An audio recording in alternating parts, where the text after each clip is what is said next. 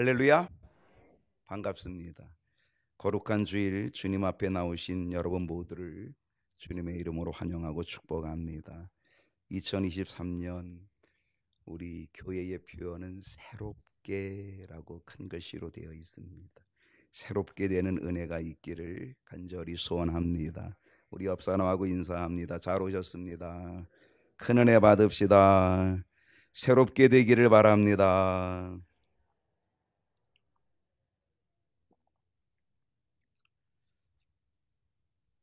시편 말씀에 좋은 것으로 내 소원을 만족하게 하사 내 청춘을 독수리같이 새롭게 하시는도다. 올 한 해 여러분의 삶이 청춘의 삶이 되시기를 축복합니다. 새롭게 되는 역사가 일어나기를 소원합니다. 독수리같이 강하게 새롭게 되는 역사가 일어날 수 있기를 소원합니다.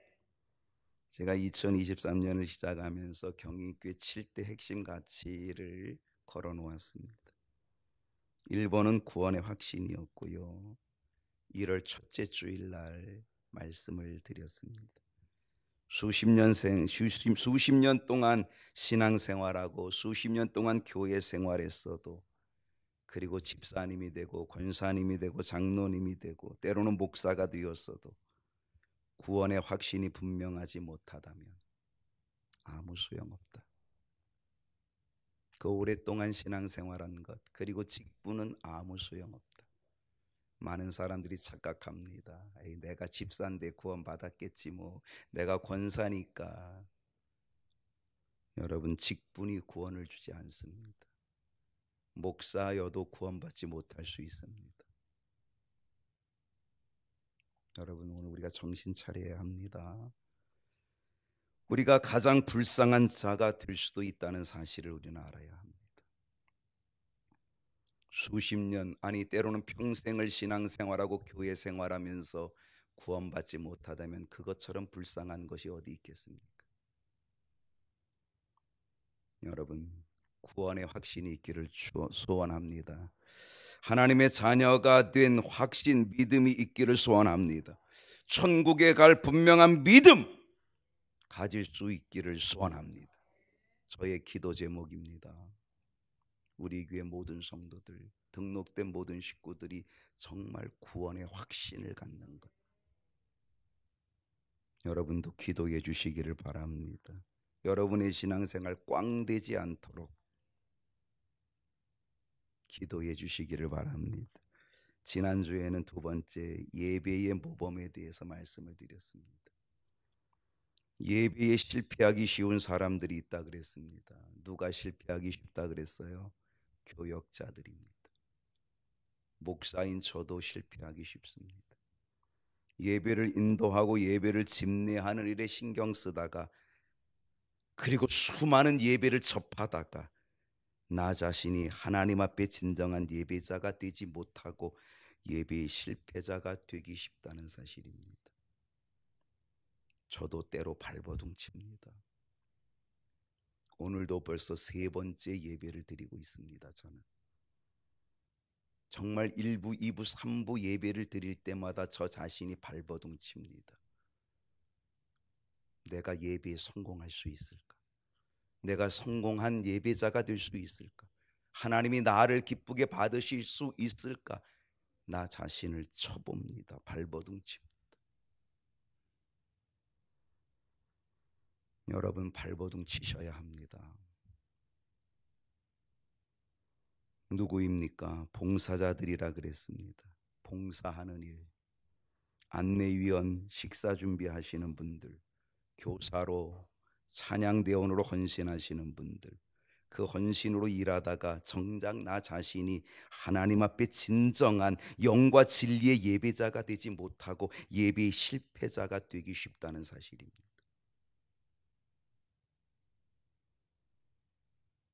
우리 모두 다 발버둥 칠 필요가 있다는 거죠. 잠옷이라고 했습니다. 오늘은 잠옷실에 아무도 안 계시네요. 신경 써야 할 일, 아이를 돌봐야 하는 일로 하나님께 영과 진리로 예배하기 쉽지 않다고 제가 말씀드렸습니다. 더 힘써야 되는 거죠. 2023년은 영과 진리의 예배자가 되는, 새롭게 되는 은혜가 있기를 간절히 소원합니다. 여러분, 하나님께 좀 고민하며 예배를 드리면 어떻겠습니까? 하나님, 어떻게 하면 내가 더 나은 예배 드릴 수 있을까요? 정말 고민해 보시면 어떻겠습니까? 하나님, 제가 어떻게 하면 하나님이 기쁘게 받으실 예배 드릴 수 있을까요? 정말 여러분 한번 고민하면서 예배 드리면 얼마나 좋겠습니까? 어떻게 하면 내가 예배에 더 집중할 수 있을지를 심각하게 생각해 보는 일, 여러분 필요하지 않겠습니까? 더 나은 예배, 아벨의 예배, 믿음으로 드리는 더 나은 예배, 하나님, 내가 오늘 더 나은 예배로 하나님께 드리기를 원합니다. 더 많은 예배, 여러분의 예배의 수가 늘어났으면 좋겠습니다. 일주일에 한 번 예배 드리는 거로 만족하지 말고 여러분의 예배의 수가 늘어나야 됩니다. 왜 주중에 예배들이 널려 있을까요? 그것이 바로 믿음의 길을 가는데 아주 중요한 사다리가 되기 때문에 그렇습니다. 더 많은 예배를 도전하고, 더 많은 예배의 출석을 도전하고, 예배를 우선순위에 두면서 내 삶의, 내 인생의 우선순위, 그래서 예배를 통하여 하나님을 감동시켜서 결국 하나님이 나를 찾아오시는 역사, 내가 하나님을 찾아가는 게 아니라 하나님이 나를 찾아오셔서 뭘 해주면 좋겠냐? 하나님께 감동을 주는 예배자가 될 수 있기를 소원합니다. 오늘 세 번째 핵심 가치는 새롭게 성경 일독입니다. 질문할까요? 여러분은 성경을 얼만큼 귀중히 여기십니까? 예전에는요, 성경은 그리스도인의 사인이었고 상징물이었습니다. 주일날 성경을 들고 가는 사람을 보면은 금방 알아차리죠. 아이고 저분은 예수 믿는 분이구나. 아이고 저분은 교회 가시는 분이네. 아이고 저분은 그리스도인이구나 라고 그렇게 알아차렸습니다. 요즘은 성경이 어디 있어요? 주머니 속에 있습니다. 성경이 어디 있으냐? 성경은 스마트폰 속에 있습니다. 요즘 성경은 가방 깊숙한 곳에 숨겨져 있습니다. 성경은 숨길 것이 아니라 자랑할 것이 되어야 될 줄로 믿습니다. 여러분 성경을 자랑하고 계십니까? 여러분 성경을 귀중히 여기고 계십니까? 왜 우리가 성경을 자랑하고 성경을 귀중히 여겨야 할까요? 바로 이 성경은 하나님의 말씀이기 때문입니다. 하나님의 말씀. 어명은 누구도 거스릴 수 없습니다. 왜 그럴까요? 어명은 왕의 명령입니다. 암행어사 누군가가 어명이요 그러면 어떻게 돼요? 그러면 그 지방을 다스리고 있는 사또도 버선발로 뛰어나와야 합니다. 왜? 어명이거든요. 버선발로 뛰어나와 가지고 무릎을 꿇습니다. 왕이 계신 그쪽을 향하여 무릎을 꿇고 왕의 명령을 받습니다. 어명을 받듭니다. 때로 그 어명이 사약이라 할지라도 그 사약을 꿀꺽꿀꺽 마십니다. 왜? 어명, 왕의 명령이라는 거죠. 누구도 거스릴 수 없는 게 어명입니다. 성경은 어명보다 위대하신 하나님의 말씀입니다. 하나님의 명령, 하나님의 말씀, 하나님의 명령, 이게 바로 성경인 줄로 믿습니다. 그러므로 성경은 가장 귀한 책임을 우리는 알아야 합니다. 여러분이 성경을 귀중하게 여길 수 있기를 바랍니다. 우리가 가지고 있는 이 성경은 총 66권으로 되어 있습니다. 두 파트로 나누어져 있지요. 첫 번째 파트는 구약이라 그래요. 두 번째 파트는 신약이라 그럽니다. 왜 구약입니까? 옛 구자를 써서 옛 약속, 오래된 약속, 구약입니다. 오래된 언약.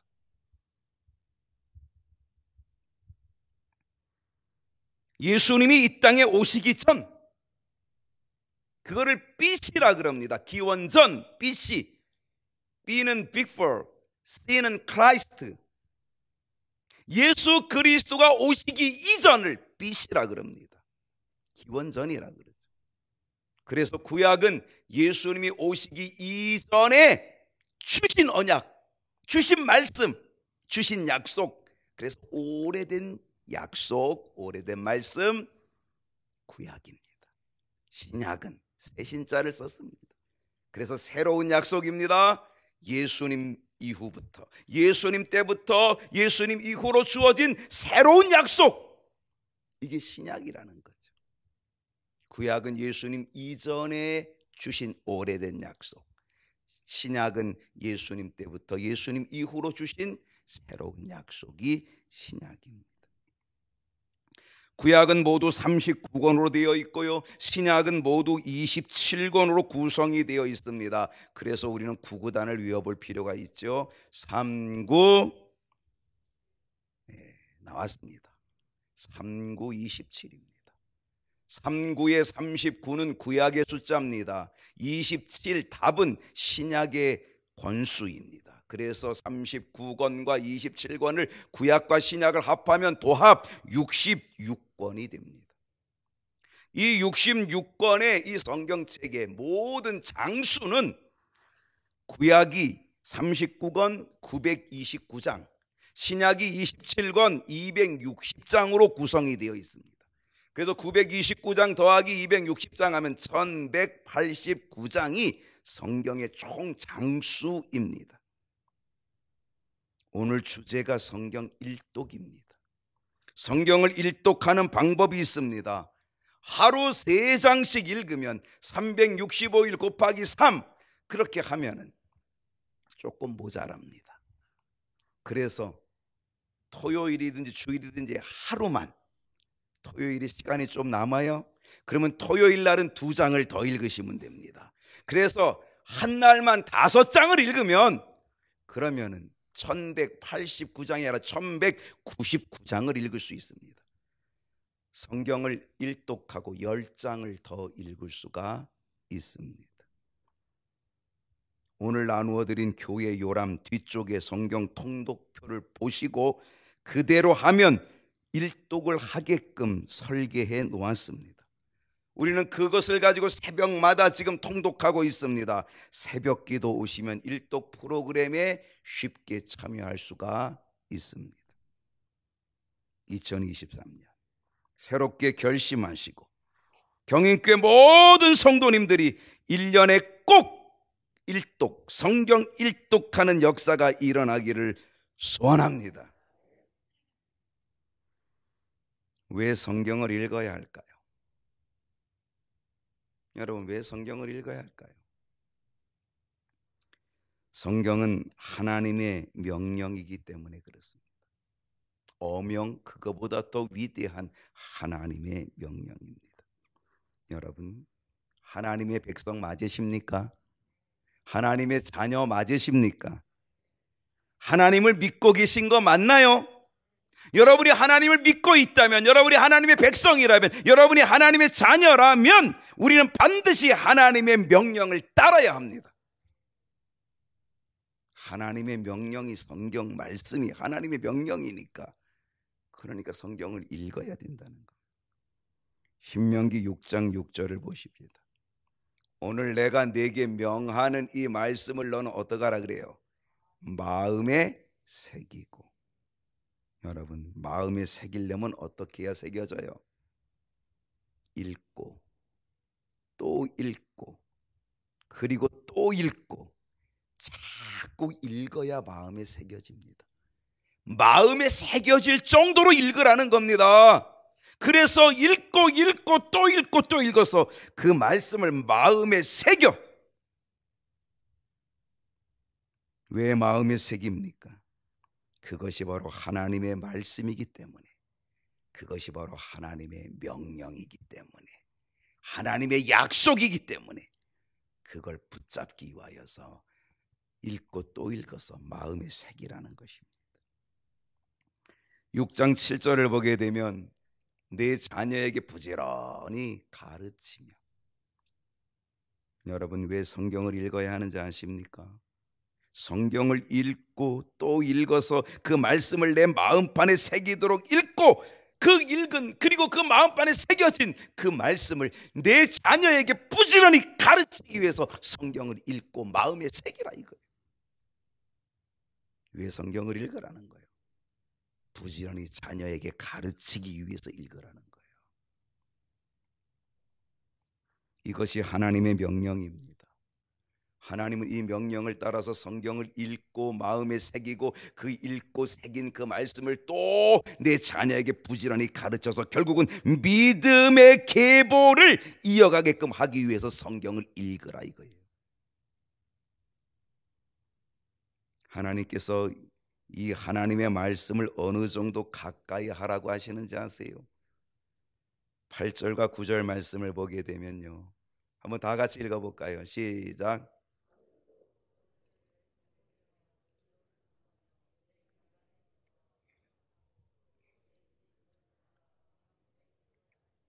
세 가지를 얘기합니다. 너는 그것을 내 손목에 매어. 여러분 손목에 뭐 있습니까 지금? 금팔찌 있나요? 저는 손목에 시계가 있습니다. 손목에 시계가 있는데 이 시계를 왜 손목에 찼는지 아세요? 자주 들여다보라고. 아이고 지금 딱 12시 지났네.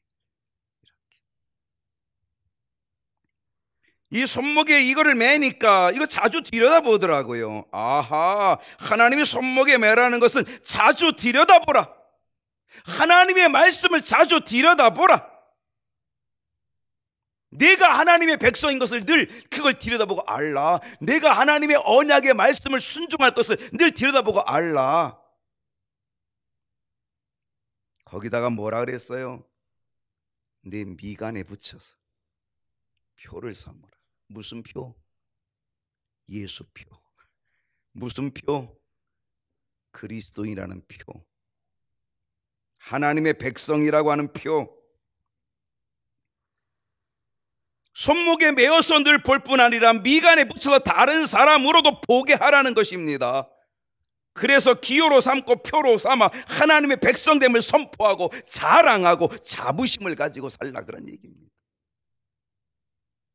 거기다가 또 뭐라고 얘기했어요? 네 집 문설주와 바깥문에 기록하여 문을 드나들 때마다, 집을 드나들 때마다 그 말씀을 보라 이겁니다. 하나님의 말씀을 늘 문을 드나들며 만지고, 그 말씀을 문을 드나들면서 입맞추고 그 말씀과 가까이 하는 삶을 살라고 하나님이 명령하신 겁니다. 명령. 이스라엘에 가면요, 모든 문마다, 여러분 이스라엘의 문이 얼마나 많을까요? 방문, 현관문, 대문, 어떤 문이든지 모든 문에는 다 하나님의 말씀이 담겨져 있는 매주자가 있어요. 그 문설주에 다 붙어 있어요. 모든 방문마다. 그러니까 문이라는 문은 다 붙어 있어요. 화장실을 들어가는 문, 안방을 들어가는 문, 현관을 들어가는 문. 여러분 얼마나 호텔에 문이 많겠어요? 얼마나 큰 빌딩에 문들이 얼마나 많겠어요? 아마 이스라엘 나라의 문 개수를 따지면 아마 수십억, 수백억 개의 문이 있을 거예요. 거기에 다 매주자, 하나님의 말씀이 담겨져 있는 그 매주자가 거기에 다 붙어 있어. 그 문을 드나들 때마다 그 말씀을 만지고, 그 문을 드나들 때마다 그 말씀에 입맞추고, 그게 하나님의 명령이었다는 거예요. 명령.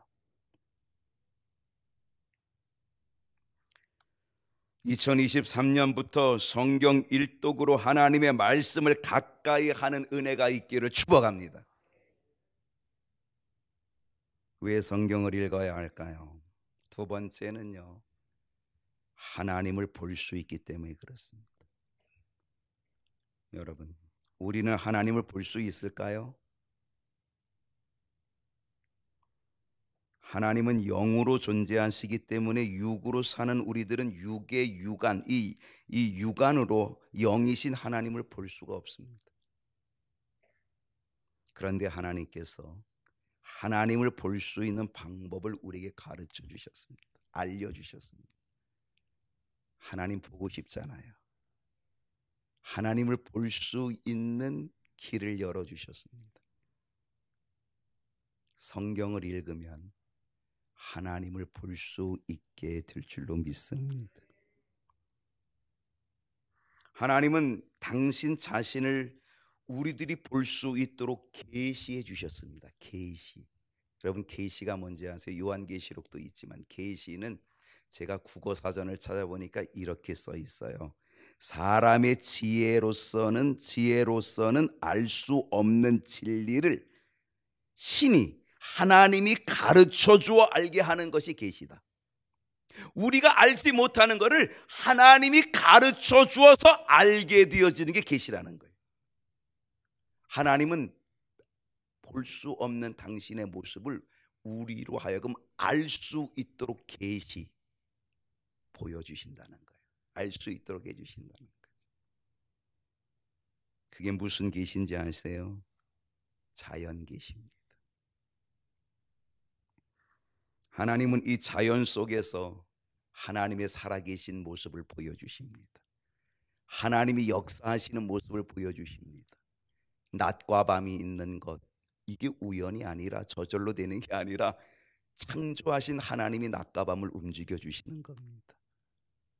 사계절 봄, 여름, 가을, 겨울이 움직여가는 것, 이게 저절로 가는 게 아니라 하나님이 그 사시사철을 우리에게 주시는 겁니다.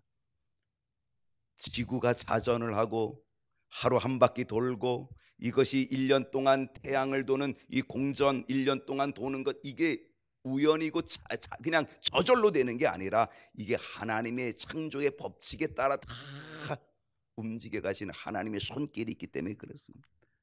태양계와 우주계, 은하계 모든 것들은 다 하나님의 질서, 하나님의 손길, 그 속에서 움직여 간다는 사실입니다. 그래서 이 자연 속에서 하나님 당신의 모습을 보여주신다. 이게 자연 계시입니다. 또 다른 계시가 있습니다. 그것은 특수 계시입니다. 특수 계시는 뭐냐면, 특수 계시는 하나님께서 사람이 되어서 자기 자신을 보내주시려고 이 땅에 오신 게 특수 계시입니다. 말씀이 육신이 되어 이 땅에 오셨습니다. 그분이 누구예요? 예수님이십니다. 예수님께서 이 땅에 오셔서 성탄절은 하나님의 특수 계시를 우리에게 보여준 거예요. 하나님이 당신의 모습을 우리에게 보여주시려고 사람의 모습으로 이 땅에 오셔서, 예수님으로 오셔서 하나님의 모습을 보여주신 그날이 성탄절이에요. 요한복음 14장 8절을 보면요, 다 같이 읽어볼까요? 시작.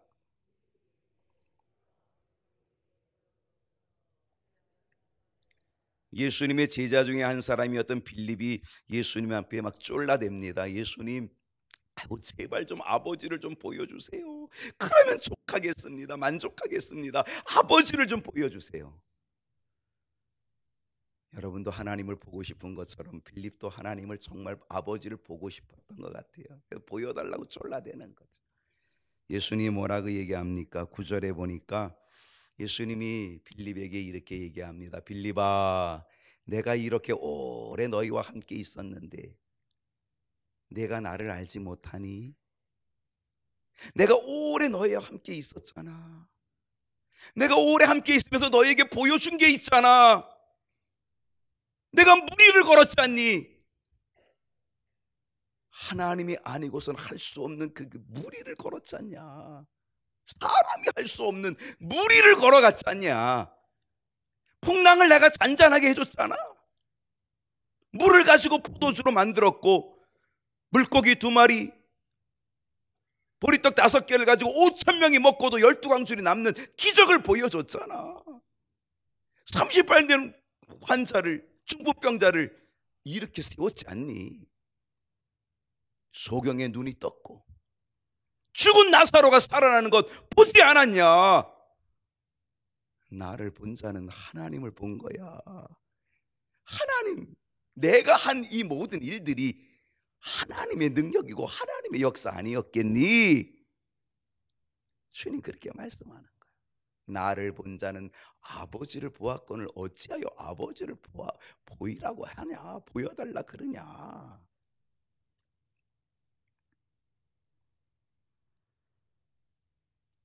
우리 주님께서 이 땅에 오신 것은 하나님 아버지를 보여주시려고 이 땅에 오신 줄로 믿습니다. 그건 특수 계시입니다. 또 다른 계시가 있습니다. 그게 일반 계시입니다. 이 일반 계시가 바로 하나님의 말씀이 일반 계시입니다. 이 성경이 일반 계시입니다. 하나님은 말씀 속에서, 이 성경 말씀 속에서 하나님 당신의 모습을 보여주고 계십니다. 자연 속에서 보여주고 계시고 우리 예수님을 통해서 보여주실 뿐 아니라 성경 말씀을 통해서 하나님의 모습을 보여주십니다. 하나님 보고 싶어요? 성경을 읽으면 하나님이 보입니다. 하나님의 말씀을 읽으면 그 말씀 속에서 하나님의 사랑을 봅니다. 하나님이 나를 이렇게 사랑하셨구나. 하나님이 세상을 이처럼 사랑하사 독생자 주셨구나. 아들을 주신 하나님의 사랑, 십자가에서 아들을 죽이신 사랑, 나를 구원하신 사랑, 그 하나님의 사랑, 하나님의 사랑의 모습을 거기서 볼 수 있게 될 줄로 믿습니다. 하나님의 말씀을 읽으면 그 말씀 속에서 하나님의 공의를 봅니다. 하나님의 심판의 모습을 봅니다. 하나님은 죄를 벌하시는 심판의 모습을 보십니다. 하나님의 말씀을 읽으면 그 말씀 속에서 하나님께서 우리를 어떻게 인도해 주시는지를 보십니다. 하나님의 말씀을 읽으면 그 말씀 속에서 하나님의 능력이 얼마나 놀랍게 역사하는지를 그 말씀 속에서 보게 된다는 사실입니다. 여러분, 성경 말씀은 하나님이 누구신지, 하나님이 어떤 분이신지, 하나님이 어떻게 역사하시는지 하나님을 볼 수 있는 통로가 될 줄로 믿습니다. 하나님을 보고 싶으시면 꼭 성경을 읽으시기를 바랍니다. 성경 속에서 하나님을 볼 수 있는 은혜가 있기를 축원합니다. 왜 성경을 읽어야 할까요? 하나님의 뜻을 알 수 있기 때문에 그렇습니다. 여러분, 우리가 어떻게 순종할 수 있을까요? 사실 우리가 순종할 수 있는 거는요, 하나님의 뜻이 뭔지를 알아야 순종합니다. 알아야 면장을 한다 그러잖아요. 우리도 알아야 순종하는 거죠. 아니, 하나님의 뜻이 뭔지 알아야 순종할 거 아니에요. 근데 하나님의 뜻을 알려면 어떻게 해야 돼요? 하나님의 뜻이 들어있는 성경을 읽어야 하나님의 뜻을 알게 되고 그리고 순종하게 되게 될 줄로 믿습니다. 데살로니가전서 5장 16절로 18절 우리 너무 잘 알고 있죠. 다 같이 읽어봅시다. 시작.